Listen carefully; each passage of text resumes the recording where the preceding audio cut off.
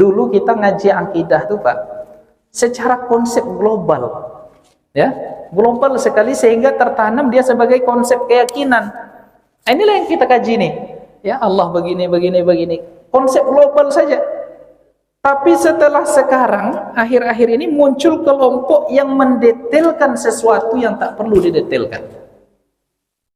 Allah punya tangan, Allah punya kaki, Allah punya mata. Tak perlu dikaji itu Pak. Ya Pak ya? Nah, sehingga apa? Ada muncul kajian mengenal bagian-bagian tubuh Allah. La ilaha illallah. Subhanallah. Ada kajian akidahnya, judulnya begitu, mengenal bagian-bagian tubuh Allah. Menyebut tubuh itu saja sudah keliru. Berarti tidak ada penyerupaan tubuh. Tubuh itu siapa yang bertubuh? La ilaha illallah.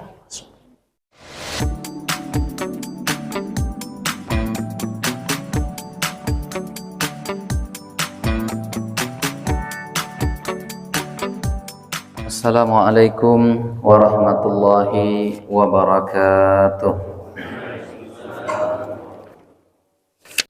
Bapak Ibu hadirin hadirat yang dimuliakan oleh Allah Ta'ala, kita lanjutkan kembali kajian Aqidah Ahlus Sunnah wal Jamaah yang ditulis oleh Al-Imam Abu Ja'far Al-Warraq At-Tahawi, di mana pada pembahasan kita sebelumnya kita sudah membahas bahwa Allah Ta'ala bersifat mencipta Al-Khaliq bahkan sebelum ia menciptakan makhluknya.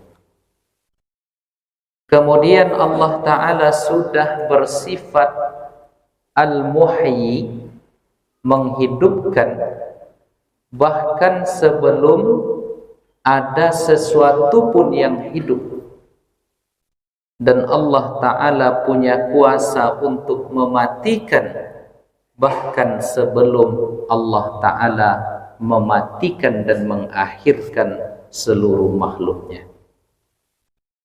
Nah, dari semua pembahasan yang sudah kita bahas di dua pertemuan sebelumnya tentang sifat Allah Ta'ala ini, pada halaman 19, Imam Abu Ja'far At-Tahawi mengunci dengan satu kalimat, dengan beberapa kalimat, zalika bi annahu ala kulli syai'in qadir. Semuanya itu disebabkan oleh apa? Disebabkan oleh Allah Ta'ala itu terhadap segala sesuatu qadirun, maha berkuasa. Jadi apapun yang dibuat oleh Allah terjadi. Apapun keinginan Allah pasti terjadi. Apapun yang dikehendaki oleh Allah pasti berlaku. Zalika bi annahu ala kulli syai'in qadir. Allah itu maha kuasa. Jadi kalau ada kita pada hari ini yang merasa punya kuasa, tidak ada apa-apanya di hadapan kekuasaan Allah. Kalau ada di antara kita yang hari ini merasa hebat, tidak ada apa-apanya di hadapan kehebatan Allah Subhanahu wa Ta'ala. Bahkan semuanya apa?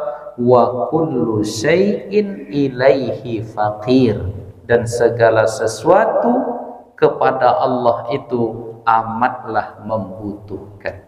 Jadi Allah yang berkuasa, dengan keberkuasaan Allah itu segala sesuatu butuh kepada Allah. Sehingga di dalam Al-Quran Allah membahasakan antumul fuqara'u ilallah, kalian amat sangat membutuhkan Allah. Bukan Allah yang membutuhkan makhluknya, tetapi makhluk yang butuh kepada Allah. Jadi Allah Ta'ala tidak meminta kita ini beribadah. Allah tidak perlu kita ini salat, karena tidak akan berkurang sedikit pun kemuliaan Allah Ta'ala dengan tidak beribadahnya kita. Sebagaimana tidak bertambah sedikit pun kemuliaan Allah itu dengan ketaatan kita. Jadi artinya apa? Segala yang kita lakukan itu untuk kebutuhan kita, bukan Allah yang butuh kepada ibadah kita. Maka wa kullu syai'in ilaihi faqir, segala sesuatu butuh kepada Allah. Makanya sering kita katakan, sehebat dan seberkuasanya Fir'aun sehingga ia berani mengatakan ana rabbukumul a'la, saya adalah Tuhan kalian yang paling tinggi. Wa hadhil anharu tajri min tahti, kemudian sungai-sungai ini mengalir di bawah kekuasaanku, kata Fir'aun. Tetapi dia lupa segala sesuatu itu butuh kepada Allah. Ya, ada zat yang maha kuat, sehingga pada akhirnya ketika Allah menghancurkan dan membinasakan si Fir'aun tadi dengan satu makhluknya, yaitu air laut, pada akhirnya Fir'aun pun mengaku. Jadi di akhir hayatnya dia ingin beriman kepada Allah, sehingga dia berkata, amantu bi Rabbi Musa wa Harun, saya beriman kepada Rabbnya Nabi Musa dan Harun. Tetapi sudah terlambat. Ya, tidak diterima lagi oleh Allah. Akhirnya kekuatan, kebesaran, kehebatan Fir'aun yang dia sombong dengan semua itu akhirnya tenggelam di dalam air laut, satu di antara makhluk Allah Subhanahu wa taala. Begitu juga dengan orang yang paling kaya di dunia ini, namanya Qarun. Bahkan di dalam Al-Qur'an Bapak Ibu dikatakan saking hebatnya Fir'aun Qarun ini, yang memikul kunci gudang perbendaharaan hartanya itu 40 orang laki-laki dewasa yang kuat. Itu memikul kuncinya. Berapa itu berangkasnya kira-kira? Nah, Bapak Ibu, berangkasnya berapa? Ya, ada enggak yang dipikul kuncinya oleh 40 orang laki-laki dewasa? Ya, tidak ada. Ya, pada hari ini yang seperti itu barangkali, sehingga ia mengatakan innama utituhu ala ilmin indi, sayalah, kehebatan sayalah, kesuksesan sayalah yang dengan semua itu saya menggapai segala semuanya ini. Tetapi ia lupa kepada Allah Subhanahu wa taala. Apa yang terjadi? Allah memerintahkan kepada tanah untuk menghisap dirinya, ya, dan juga hartanya ditenggelamkan oleh Allah, dimasukkan ke dalam tanah. Jadi kami Bapak Ibu yang dimuliakan oleh Allah pernah sampai ke Danau Qarun ini di Mesir. Jadi tempat di mana dia dan hartanya itu ditenggelamkan oleh Allah sekarang jadi wadi. Wadi itu ada air di atasnya. Jadi dari danau kecil di tengah padang pasir. Itu ada di Mesir. Nah, di daerah Fayyum namanya. Ya, jadi suatu saat nanti mudah-mudahan kita bisa berkunjung ke sana, menengok di mana dulu Qarun itu ditenggelamkan oleh Allah beserta harta-hartanya. Nah, jadi Bapak Ibu yang dimuliakan oleh Allah, jadi si Qarun ini ya dibinasakan oleh Allah dengan satu makhluknya, yaitu tanah. Kemudian Fir'aun ini dibinasakan oleh Allah dengan satu makhluknya, yaitu air. Ini menunjukkan apa? Zalika bi annahu ala kulli syai'in qadir. Allah itu maha kuasa dan segala sesuatu itu butuh kepada Allah, bukan Allah yang butuh kepada makhluknya. Ini kunci di dalam jiwa kita yang harus kita kokohkan, yang tak boleh sedikit pun bercabang keyakinan kita tentang ini. Allah maha kuasa. Nah, lalu seperti apa penjelasannya yang disampaikan oleh Syekh Umar Kamil? Qauluhu, ungkapan Imam At-Tahawi ketika mengucapkan, ketika menulis zalika bi annahu ala kulli syai'in qadir, ini menunjukkan, menjelaskan, menguraikan tentang hukum yang sudah dijelaskan sebelumnya. Apa dia? Bahwa Allah itu sudah bersifat maha mencipta sebelum menciptakan makhluk. Allah sudah mengatur segala sesuatu sebelum apapun ada.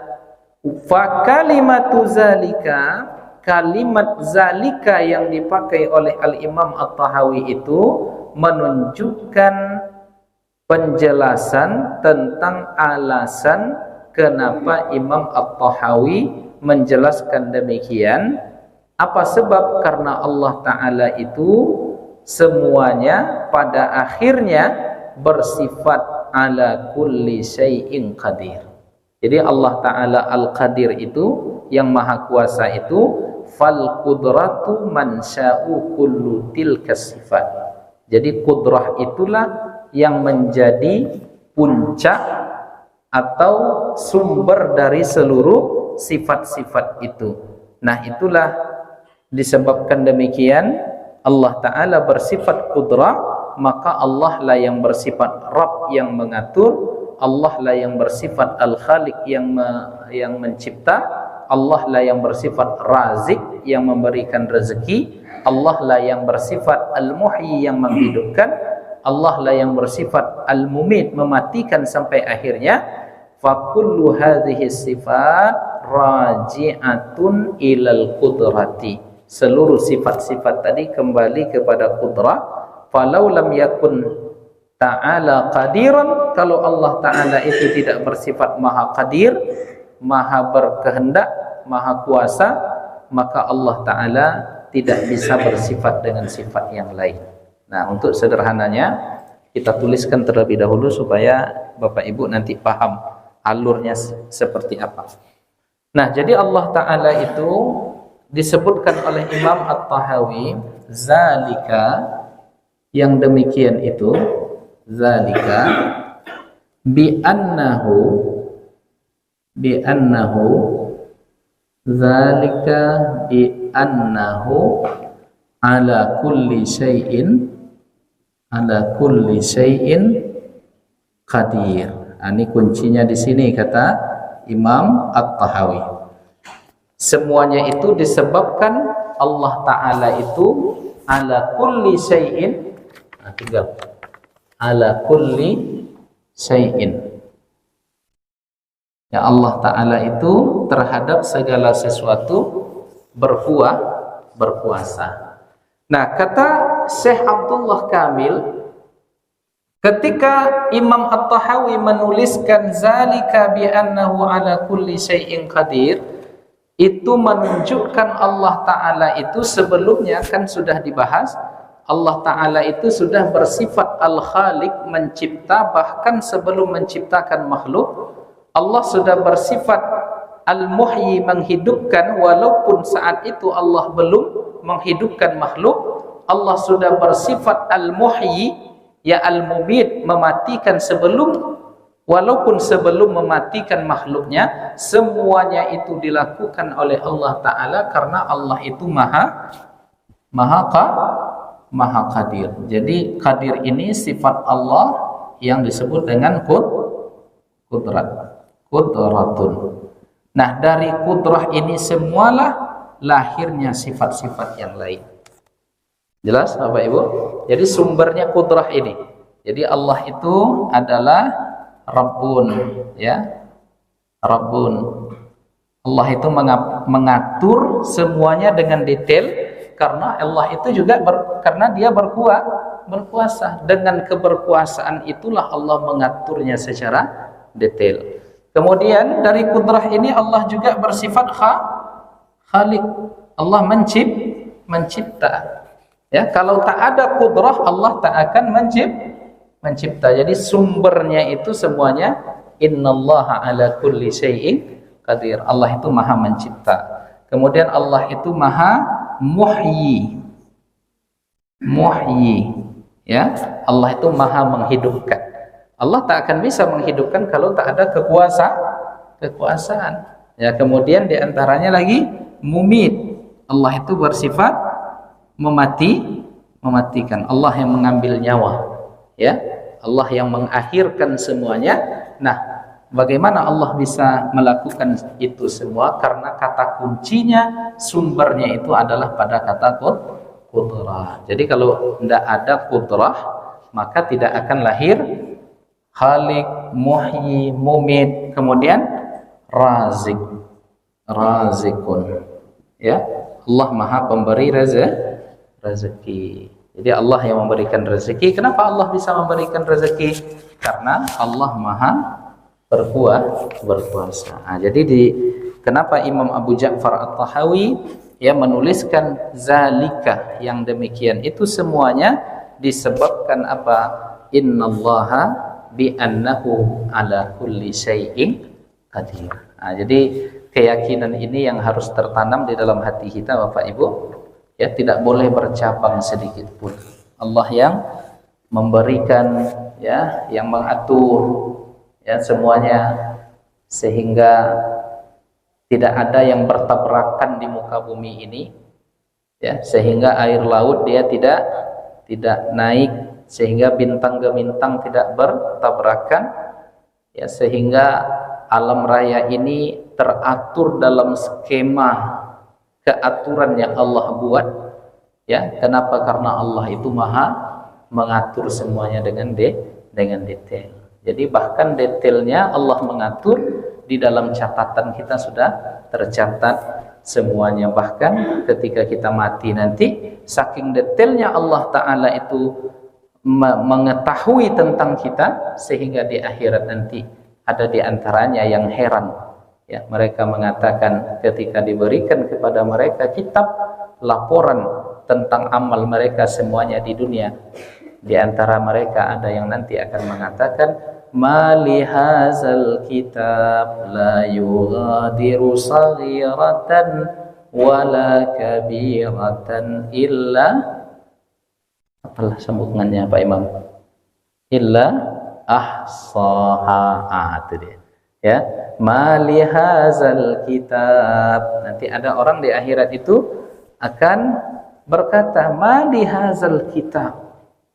Bagaimana bisa buku catatan laporan ini la yughadiru saghiratan, tidak ada yang ditinggalkannya hal kecil, wala kabiratan, apalagi hal besar dari catatan amal kita, illa ahsaha, semuanya detail dituliskan.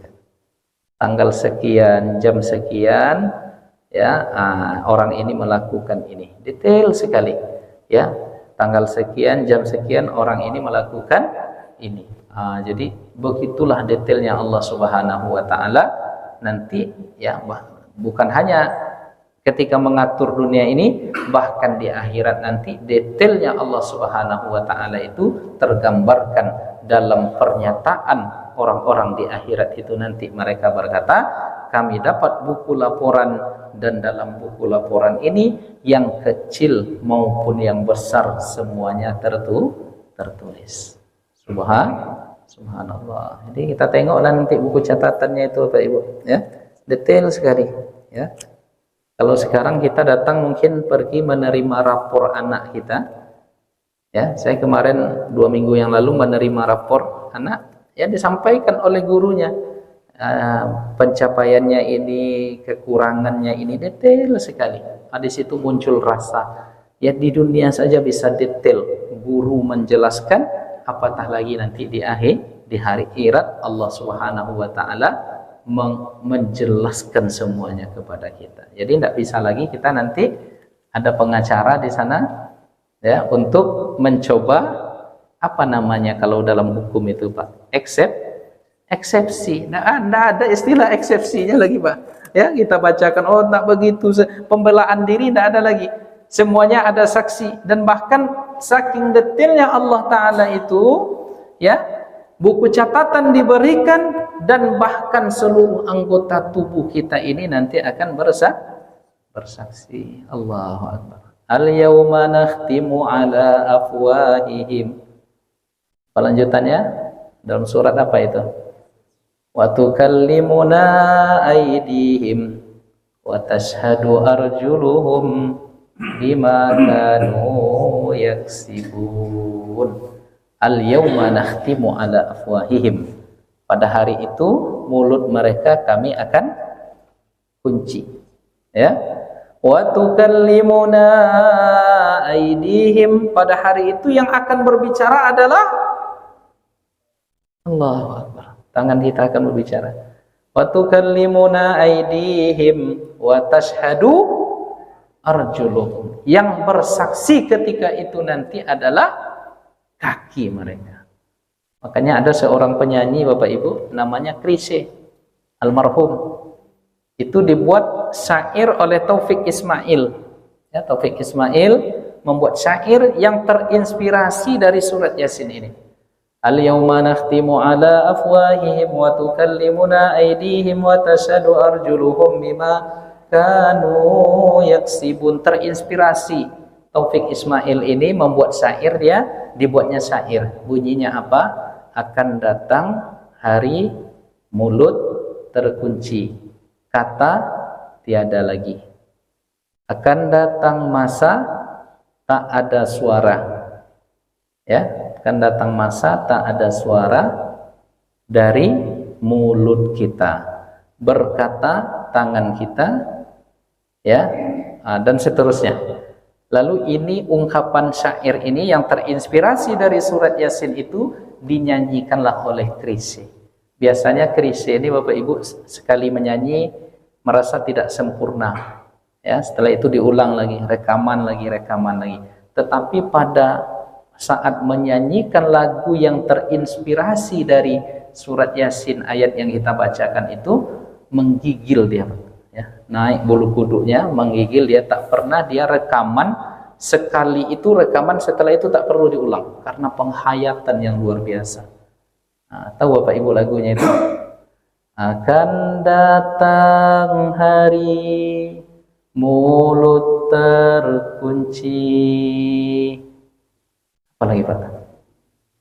Kata tiada lagi.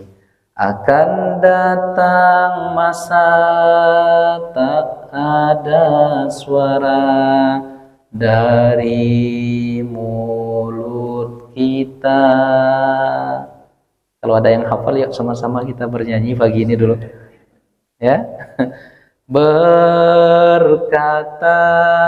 tangan kita tentang apa yang dilakukannya. Allah. Berkata kaki kita, kemana ia dilangkahnya. Ada yang hafal? Coba lanjutkan, Pak Imam hafal kayaknya tuh. Udah nyanyi-nyanyi aja sendiri dari tadi nampak. Ya, coba tengok Bapak Ibu. Jadi ketika dia menyanyikan lagu itu menangis, ya, keluar air matanya karena ya orang-orang seniman itu kan ketika dia bernyanyi itu menghayati, dan yang dihayati itu adalah firman Tuhan. Ya, yang dihayati itu adalah firman Allah Subhanahu wa taala, al-yauma nakhtimu ala afwahim. Akan datang suatu hari mulut terkunci, tak ada lagi ya suara, tak ada lagi kata-kata, tak ada lagi eksepsi, tak ada lagi pembelaan. Semuanya pada lari. Nafsi, diriku sendiri yang akan menanggungnya. Diberikan buku catatan, semuanya berkata kaki kita, berkata tangan kita tentang apa yang pernah dilakukannya, kemana ia pernah dilangkahkan. Maka kalau lebih banyak langkah kaki itu ke masjid, maka insya Allah kaki itu akan berkata, ya Allah, kaki saya ini dulu sering dilangkahnya ke Masjid Nurul Fajar. Amin. Semangat, amin nampak dah. Lah ketakutan aja nampaknya. Jangan takut-takut Bapak Ibu. Ya, wak tahun baru lah takut-takut pula. Ya, tadi malam tidur terpanjang Pak. Ya, setahun tidur tadi malam. Ya. Dari tahun 2022 sampai tahun 2023. Tak terasa waktu nih Pak ya. Nah, begitulah. Ya. Saya teringat kemarin ketika keluar naik mobil sama istri, kata istri saya, Bang, dulu kita masuk ke pesantren itu 2003. Sekarang sudah 2023. Berarti udah berapa tahun? 20 tahun. Tak terasa 20 tahun. Padahal 20 tahun itu lama tuh Pak ya. Lama tuh kan? Ya, waktu yang sangat panjang. Tapi setelah dijalani 20 tahun sebentar. Allahu Akbar. Ya, begitulah nanti. Tidak terasa 20 tahun lagi udah punya cucu, tidak terasa 70 tahun. Nah, kalaulah 70 tahun itulah di hampir-hampir waktu maghrib tuh ya Pak ya. Oh Pak Ji. Ya. Kalau 60, 70 ibarat salatnya udah di salat asar hampir tenggelam matahari. Tidak terasa nanti. Jadi Bapak Ibu yang dimuliakan oleh Allah, ketika Allah mematikan kita nanti ya, maka Allah dia bersifat al-mumit. Nah, ketika mati nanti disitulah mulai semuanya pertanggungjawaban yang akan kita pertanggungjawabkan, dan detail semuanya nanti. Bahkan jangankan belum sampai lagi nanti di akhirat, di alam kubur pun akan datang pertanyaan yang detail. Di antaranya man rabbuka, ya, siapa Tuhanmu. Nah, ingat-ingatlah itu kita akan ditanya di alam kubur. Makanya Nabi kita Muhammad sallallahu alaihi wasallam mengatakan, ketika kalian sudah mengantar seseorang ke kuburannya, jangan pergi langsung, tetapi berdoalah di sana, minta kepada Allah at-tasbit, semoga Allah mengukuhkan jawaban orang yang ada di dalam kubur ini, fa innahu yus'al, karena pada saat itu ia sedang disoal, dia sedang ditanya. Ya, Allahu Akbar. Maka semua kita nanti akan melalui itu. Ya, jadi kita belajar akidah nih Bapak Ibu, yang muncul keyakinan, lalu setelah keyakinan itu kokoh bulat di dalam hati kita, muncul kesadaran. Jadi ketika kita mengatakan Allah itu maha mematikan, suatu saat nanti kita akan mati. Ya, kenapa mati yang perlu kita perbanyak? Ya, mengingat karena momennya sekarang adalah pergantian masa ini sebentar. Nah, coba kita ilustrasikan Bapak Ibu. Usia kita di dunia ini dikatakan oleh Nabi 60 sampai 70. Itu standar. Ya. Ada yang sebelum 60 udah lewat. Ada yang 60 masih ada. Sampai 70 dia masih oke. Ada pula yang 70 dia sudah melewati angka itu, berarti dapat bonus. Anggaplah 70 usia di dunia. Lalu kita dikubur. Ya, menjelang hari kiamat itu kira-kira berapa tahun lagi? Ada yang bisa memastikan? Ada. Ya. Tetapi kita ambil secara zahir hadis Nabi, selagi masih ada yang mengatakan Allah, kiamat masih lama. Ya. Nah, maka kita usia di dunia 70 tahun. Lalu kita dikubur. Ya, kaburun. Ya, masa kita menanti dikubur. Nah, di dalam kubur ini kita menanti qiyamus sa'ah, terjadinya kiamat itu nanti bisa jadi lebih dari 70 tahun. Jadi masa dikubur lebih lama daripada masa di dunia, di usia kita. Usia anggaplah 70, tetapi menanti terjadinya kiamat itu nanti kita lebih lama berada di alam barzah atau di alam kubur. Nah, artinya apa?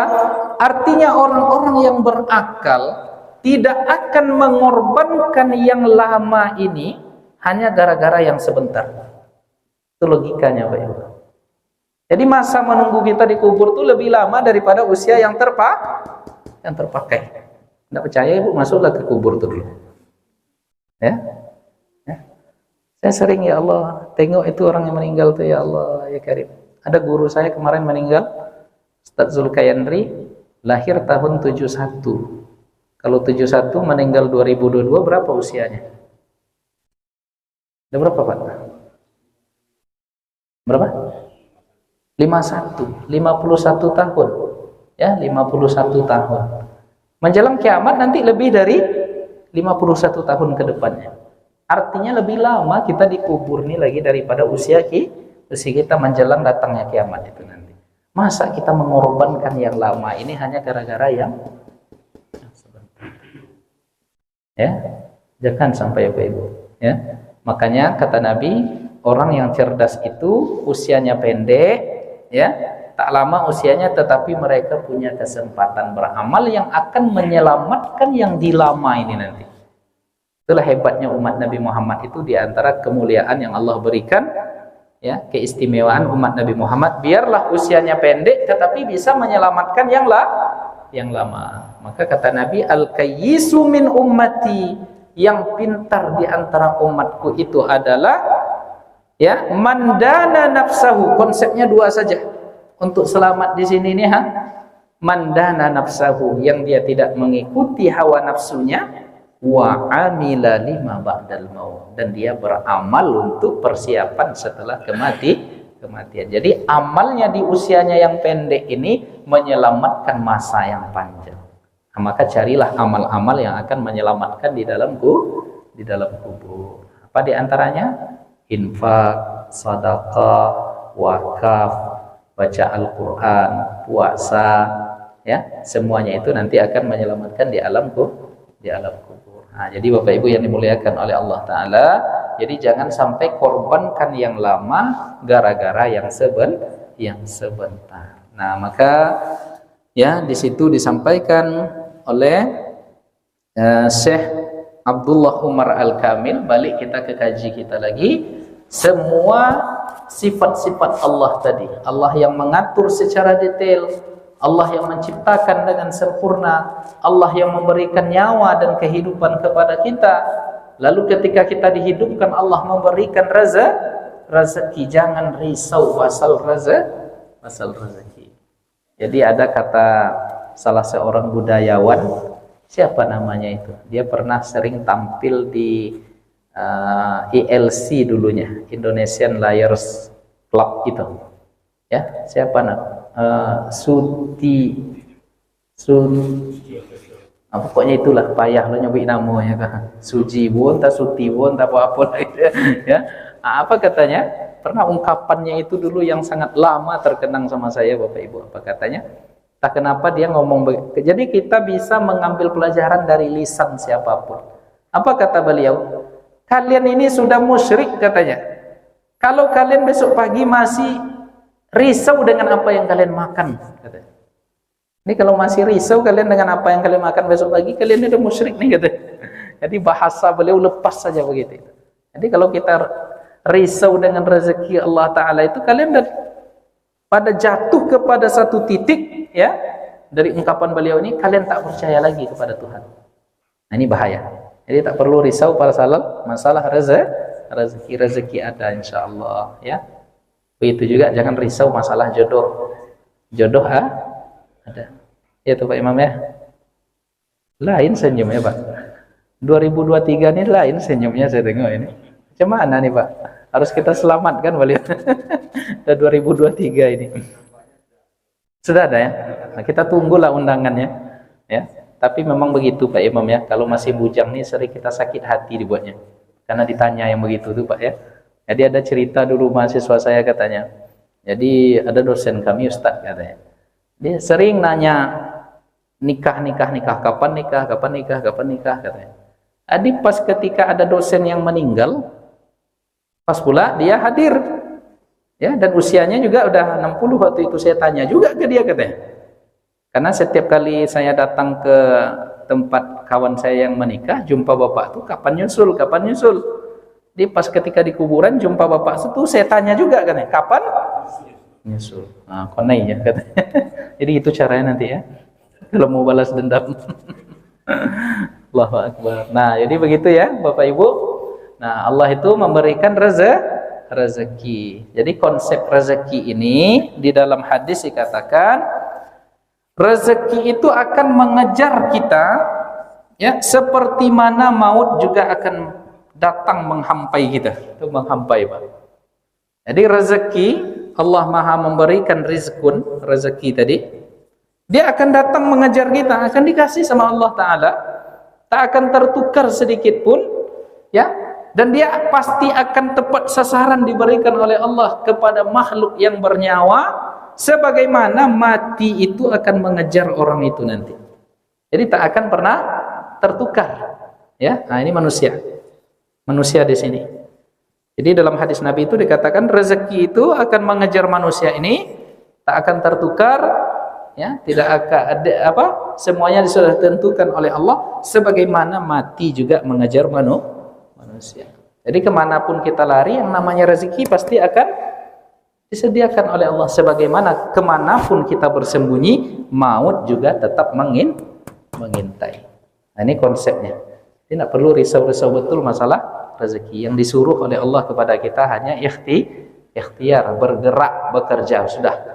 Ya, tentang seperti apa pembagian Allah nanti itu urusan Allah. Maka ridholah dengan pembagian Allah. Banyak-banyak mengucapkan raditu billahi rabba. Jadi konsep rezeki begitu. Jadi rezeki itu pasti akan datang dia, sebagaimana maut juga akan datang. Mirip, ya. Makanya dulu ketika saya sampai di Sudan, pergi ke pasar. Ya. Pergi ke pasar tadi adalah orang Sudan itu berjual buah-buahan. Ya, pisang, jeruk di gerobaknya. Kemudian di gerobaknya itu tertulis begini Bapak Ibu, wa kaifa akhafu minal faqri. Jadi ada ungkapannya begini, wa kaifa akhafu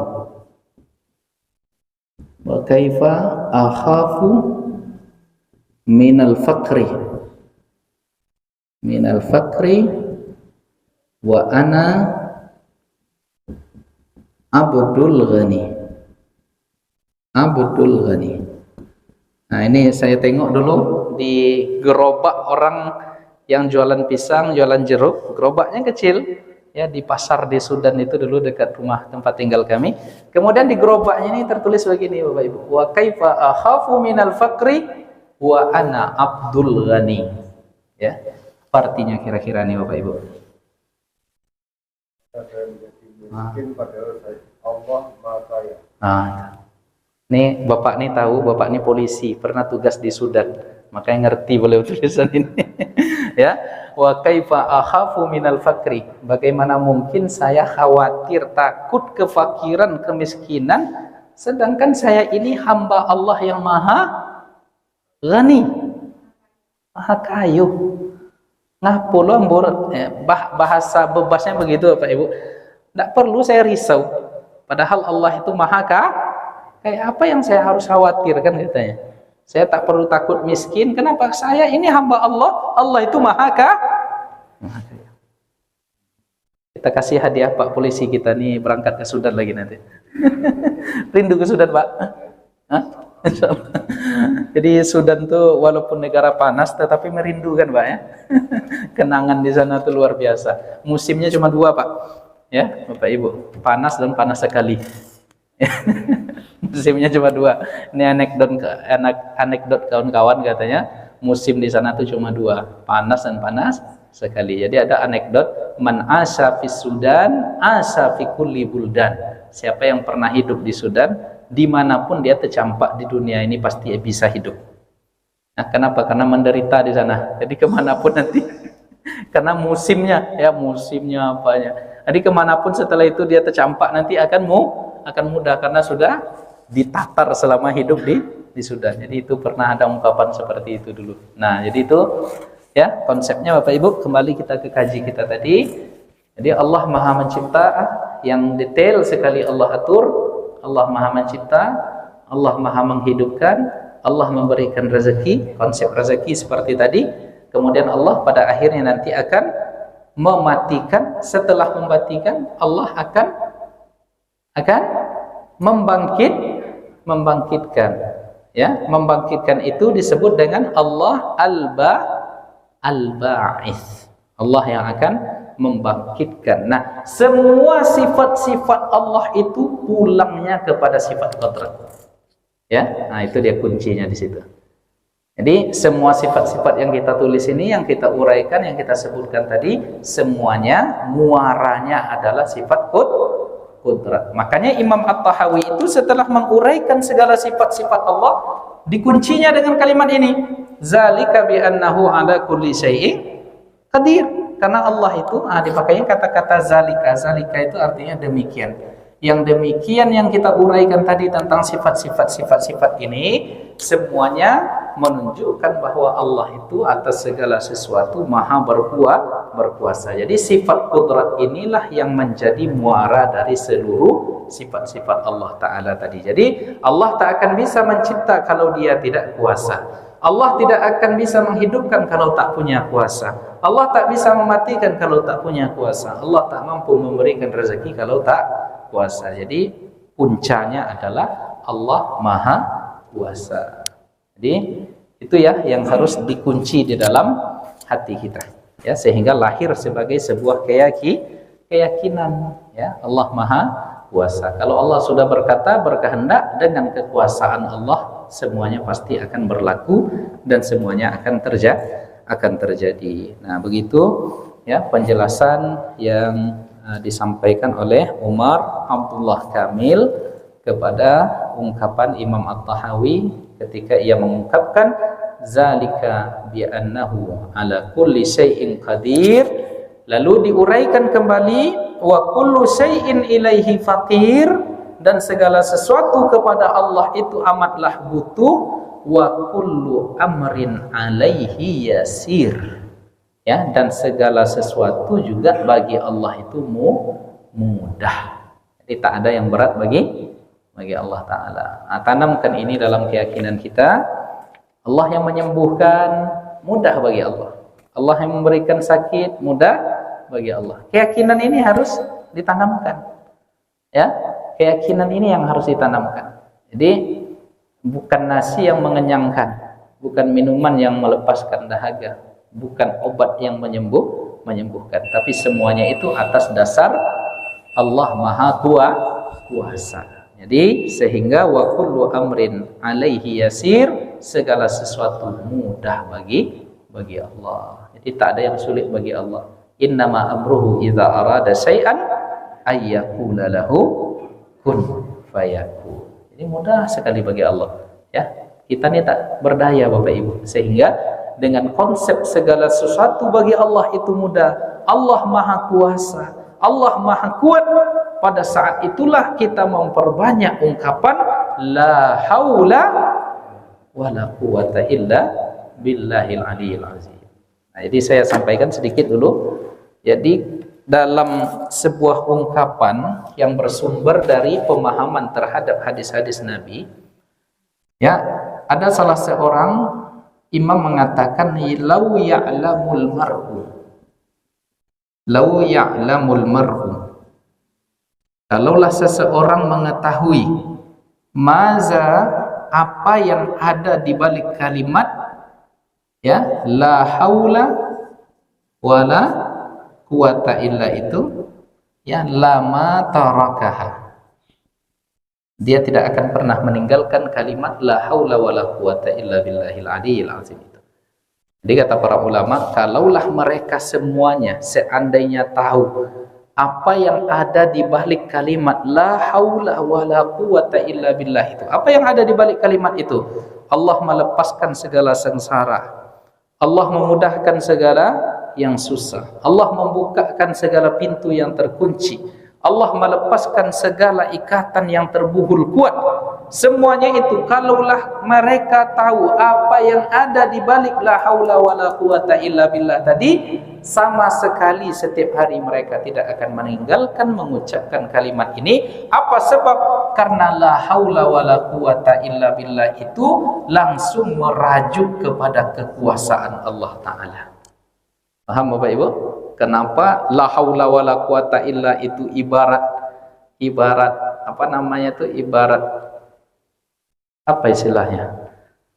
Kalau dalam bahasa kampung kami, monto katanya. Di monto-montonya dulu mustajab. Apa tuh monto tuh? Apa wasawa itu Pak Haji? Jampi-jampi yang paling kuat itu adalah la haula wala quwata illa billah. Kenapa demikian? Karena ungkapan la haula wala quwata illa billah itu langsung ditujunya adalah kudrat kuasanya Allah. Kenapa? Karena saat itu kita mengatakan la haula, tidak ada daya upaya kami dalam menarik manfaat, wala quwata, tidak ada kekuatan kami dalam menolak mudarat. Semuanya dikembalikan kepada Allah Ta'ala. Kan langsung dia ke Allah Maha Kuasa. Maka kalau sudah seperti itu, apapun yang terjadi di muka bumi ini selesai, ya, dengan kalimat la haula wala quwata illa billah. Jadi kalaulah seandainya mereka tahu apa yang ada di dalam kalimat itu dan pemaknaannya terhadap kudrat Allah Ta'ala, mereka tidak akan meninggalkan kalimat itu. Jadi kalau ada masalah banyak-banyak baca la haula wala quwata illa billah. Kalau ada hajat banyak-banyak baca la haula wala quwata illa billah. Keluar dari rumah baca la haula wala quwata illa billah. Naik kendaraan baca la haula wala quwata illa billahil aliyil azim. Maka insyaallah itu puncaknya adalah kita pasrah kepada kemaha berkuasaan Allah Ta'ala. Nah, sehingga kalau sudah seperti itu merdeka jiwa kita ini, Bapak Ibu. Ya, maka seorang mukmin yang tauhidnya benar adalah orang yang paling merdeka di dunia ini sampai akhirat nanti.